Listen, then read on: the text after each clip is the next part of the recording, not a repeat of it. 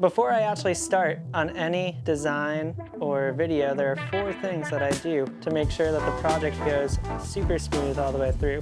So step 1, hop on a call. Usually I'll get an inquiry through social media or through email or through my website, and sometimes they're very specific and other times they can be really brief. But regardless of specificity, I always schedule a call with them before I do anything else. And on that call, we talk more about what they hope to achieve with the project and make sure that there's alignment between the actual product that we're delivering and the results that they're hoping to see. Sometimes I'll get a request to, say, shoot a video for someone, and when we dive into the specifics of what they're trying to accomplish with that video and what their goals are, sometimes we find out that a video actually isn't the best tool to achieve that goal.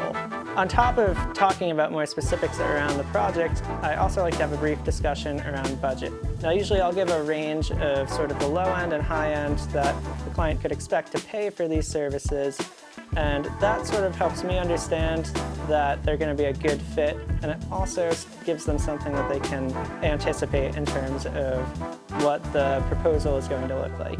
Once we've covered all of that, if everything feels like a good fit, we'll wrap the call, and then it's time for step 2, the proposal. I usually split my proposals into 2 parts. The first part is an overview, and then the second part is the budget. In the overview, I offer a detailed breakdown of what the specific goals are for the project, as well as what the final deliverables will be to help achieve those goals. Whether it's a video, website, or design project, in listing out the final deliverables, the client gets a great understanding of what exactly it is that they're paying for. And then pairing it up with the strategic goals really demonstrates the value that each of those deliverables offers. So once all of that's understood, then I go into the budget breakdown. Depending on the type of project, the budget section can look a little different in my proposals, but generally I'll map out the core areas of the project and assign a price to those, and then I'll offer a final total for the project.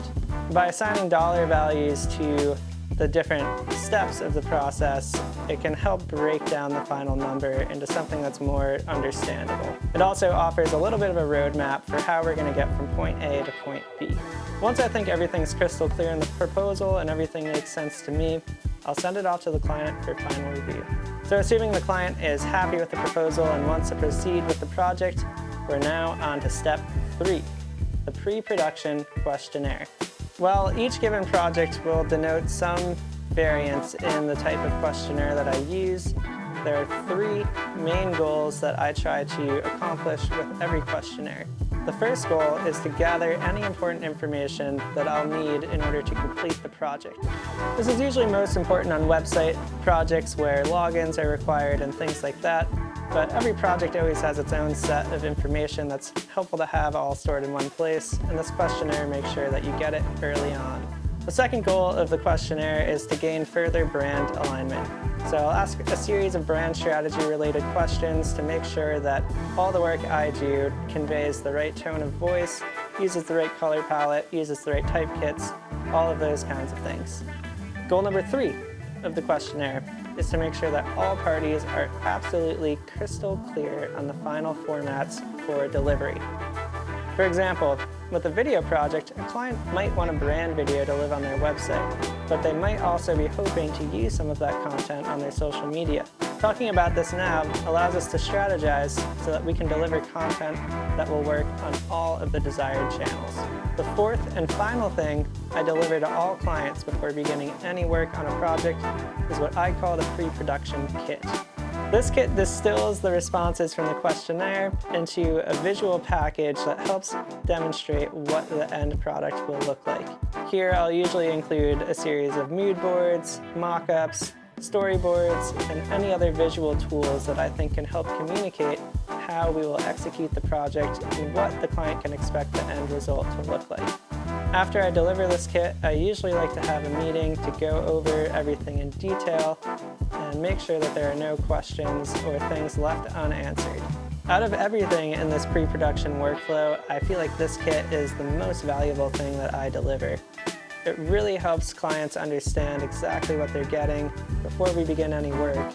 And if we're totally far afield, then we can catch it early before we put in any expensive hours producing work for the project.